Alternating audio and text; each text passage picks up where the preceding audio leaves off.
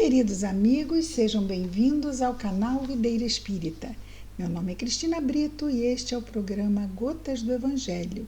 Aqui diariamente vemos as mensagens do Espírito Emmanuel recebidas pela mediunidade de Chico Xavier e reunidas no livro Pão Nosso, publicado pela Federação Espírita Brasileira. A nossa mensagem de hoje é a mensagem 142, cujo título é Revides. O versículo destacado por Emmanuel são palavras de Paulo escrevendo sua primeira carta aos Coríntios. No capítulo 6, no versículo 7, nos diz Paulo: na verdade, já é realmente uma falta entre vós terdes demandas uns contra os outros, ou seja, não é legal essa vida de confrontos e conflitos manifestos. Por que não sofreis antes a injustiça? Por que não sofreis antes o dano? Não vamos esquecer que Paulo está falando aos cristãos da igreja de Corinto. Ele não está falando ao público em geral, ok? Então, Emmanuel vai comentar as palavras de Paulo que vamos repetir. Na verdade, é já realmente uma falta entre vós terdes demandas uns contra os outros. Por que não sofreis antes a injustiça? Por que não sofreis antes o dano? Ele não pede pouco não, né? Não pede pouco não. Mas ninguém se arroja em discípulo de Jesus tendo que realizar pouco. Jesus nos exige muito, a tal ponto que ele nos disse que os seus seguidores seriam tidos como loucos. Se a gente vai dizer para uma pessoa comum, olha, por que você não fica com a injustiça? Por que você não fica com prejuízo?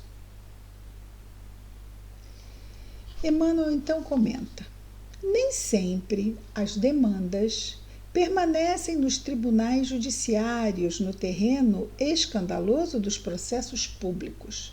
Então, tem muitas demandas de homens contra homens, de pessoas contra pessoas, queremos dizer, que estão lá nos tribunais, mas nem sempre se chegam aos tribunais. Não é claro que a maioria absoluta das demandas vão ser vividas de forma informal, nos lares, nas empresas, né, na sociedade em geral. E é isso que ele nos diz: expressam-se em muito maior escala no centro dos lares e das instituições. Aí se movimentam o quê? Essas demandas de confrontos, né? Aí se movimentam através do desregramento mental e da conversação em surdina, no lodo invisível do ódio que asfixia corações e anula energias. Então, ele já está nos dizendo aqui, mostrando o lado doentio desse padrão mental de mantermos esses conflitos, mesmo que inarticulados pela boca, mas conflitos de confronto mental, emocional, de ideias. Estamos vendo isso acontecer muito hoje em dia, não é? Mas o quanto isso vai refletir, asfixiando corações e anulando energias. Isso abate a nossa saúde. Ele continua: se vivem, contudo, é porque, quer dizer, se esses conflitos estão aí ainda se manifestando e provocando todas essas celeumas e prejuízos nas relações interpessoais, então, se vivem, contudo, é porque componentes da família ou das associações as alimentam com o óleo da animosidade recalcada. Então fica aquele ressentimento, aquela não aceitação, aquela indignação, e isso vai alimentando essa caldeira de perturbação mental e emocional. Continua o nosso Emmanuel: aprendizes inúmeros se tornam vítimas de semelhantes perturbações por se acastelarem nos falsos princípios regenerativos. Ou seja, eu estou fazendo isso para melhorar o outro, porque o outro não pode ser como ele é. Ele tem que mudar. Voltemos a Emmanuel. De modo geral, grande parte prefere a atitude agressiva de espada às mãos, esgrimindo com calor na ilusória suposição de operar o conserto do próximo, ou seja, de consertar o próximo. É isso. Acastelarem falsos princípios regenerativos. Assim, eu estou lutando, estou aqui me degladiando com o outro, porque eu quero que o outro se conserte, eu quero que ele melhore. Então, ele diz que isso tudo é uma grande ilusão. Prontos a protestar, diz Emmanuel, a acusar e criticar nos grandes ruídos, costumam esclarecer que servem à verdade. Por que motivo, porém, não exemplificam a própria fé, suportando a injustiça e o dano heroicamente, no silêncio da alma fiel, antes de optar por qualquer revide? Então, antes de sairmos revidando e buscando conquistar, por vezes, o reconhecimento de que ganhamos uma discussão, de que realmente a verdade está conosco, ora, isto só alimenta a nossa vaidade, não é? O nosso orgulho de que, eu sou realmente aquele que tem a verdade, está vendo? Eu provei isso. Então, às vezes, o revide pode ficar, né? E quando não, né? Nessa ilusão de que sim, eu quero ajudar o outro, ele precisa mudar, mas eu vou ali atacando, forçando com a minha vontade, tentando submeter a vontade do outro. Bom, eu cacei ali o livre-arbítrio do outro, né? Continua o nosso Emmanuel. Quantos lares seriam felizes? Quantas instituições se converteriam em mananciais permanentes de luz se os crentes do Evangelho aprendessem a calar para falar a seu tempo com proveito? Não é que não fale, mas que espere um momento para falar. E muitas vezes, falar pode ser simplesmente uma forma de manifestar a sua opinião sem a pretensão de querer mudar a opinião do outro, respeitando a opinião do outro, mas também ali colocando a sua opinião de forma harmônica, né? De forma serena. Se não houver possibilidade dessa manifestação, é melhor que nos calemos, porque isso não vai fazer diferença nenhuma. Se o outro vai se alterar, vai se irar, o que adianta eu ficar externando uma opinião? Ele tem que aceitar, tem nada. Ninguém tem que nada, não é? Nós temos que buscar o nosso equilíbrio íntimo. E vamos lá desembainhar espadas e fazer duelos. Para quê? Qual é o saldo positivo disso?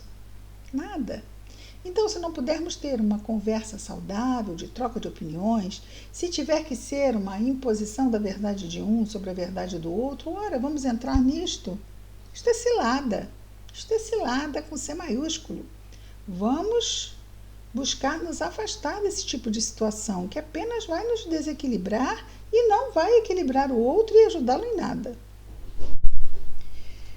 Vejamos então, voltando aqui ao nosso Emmanuel. Não nos referimos aqui, quando ele diz quantos lares seriam felizes, quantas instituições se converteriam em mananciais permanentes de luz, se os crentes do Evangelho aprendessem a calar para falar a seu tempo com proveito. E ele diz, não nos referimos aqui aos homens vulgares, e sim aos discípulos de Jesus. Então, antes ele já tinha dito aqui os crentes do Evangelho, mas ele reafirma, ele volta a destacar que ele está se referindo aqui, assim como Paulo se referiu aos cristãos da igreja de Corinto. Também Emmanuel se refere aqui aos discípulos de Jesus, aqueles entre nós que assim realmente desejamos sê-los, não é? Discípulos. Quanto lucrará o mundo Quando o seguidor do Cristo se sentir venturoso, feliz, em ser mero instrumento do bem nas divinas mãos, esquecendo o velho propósito de ser orientador arbitrário do serviço celeste. Então, ele está aqui, não é, fazendo esse questionamento. Como o mundo lucrará quando os seguidores, discípulos de Jesus, se sentirem felizes? Podemos dizer, nos sentirmos felizes em sermos meros instrumentos do bem nas mãos divinas, esquecendo o velho propósito de sermos orientadores arbitrários, ou seja, tentarmos impor ali a nossa vontade do serviço celeste. O serviço celeste não está precisando de impositores, porque quando Deus quer impor uma situação, Ele sabe fazer isso muito bem sozinho, não precisa da nossa ajuda, né? O que nós precisamos ter? Foco na nossa transformação. E muitas vezes, quando a gente foca na transformação do outro, a gente passa a não prestar, às vezes, muita atenção e erra na mão. Aí tentamos lá impor e tudo mais. Sobre isso, não estamos falando, exceção feita, a missão da paternidade e da maternidade. Então, cabe na paternidade e na maternidade não nos eximirmos, não, de mostrarmos, sim, o caminho para os nossos pequeninos, principalmente na fase em que estão pequeninos, porque é nesta fase que eles se encontram vulneráveis para receberem novas ideias positivas, ideias evangelizadoras. A importância de levarmos os nossos pequenos à evangelização infantil, a importância de fazermos o evangelho no lar com as nossas crianças, orarmos com elas na hora de dormir. Então, todas essas ações são importantes. Então, não vamos dizer, não, olha só, a Cristina disse que a gente não deve impor, então vamos deixar a criança fazer o que quiser. Está lá no Livro dos Espíritos, é uma missão a paternidade e a maternidade. E dela iremos prestar contas a Deus dos espíritos que vieram confiados aos nossos cuidados, para que nós os eduquemos. Então, ok? Vamos saber exatamente, e aí não será revide, que é o título da mensagem. Não será revide, será educarmos os pequeninos, certo? E os jovens, é claro, falamos pequeninos, né? Até porque filho vai ser pequenino sempre para nós, mas nós sabemos que quando nossos pequeninos crescem, também está lá no Livro dos Espíritos, eles passam a ter autonomia sobre as suas escolhas. E aí, se passam a escolher errado, já não é mais responsabilidade dos pais que lá fizeram tudo para plantar as sementes do bem, das virtudes e do evangelho. Não vamos esquecer que plantar não é só falar, é também exemplificar. Muito bem. Vamos orar?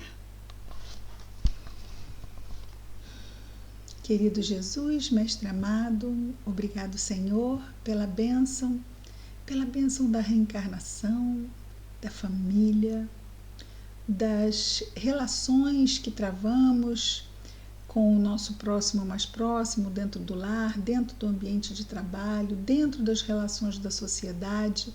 Ajuda-nos, Senhor, a estarmos atentos a não comprarmos ideias de revides e confrontos tão infrutíferos e prejudiciais à saúde de todos. Ajuda-nos, Senhor, a ficarmos vigilantes e nos lembrarmos da prece. Abençoa nossos esforços, Senhor Jesus. Abençoa nossa saúde física, mental, emocional, espiritual. Abençoa, Senhor, o nosso anjo guardião, nossas famílias, lares e afetos.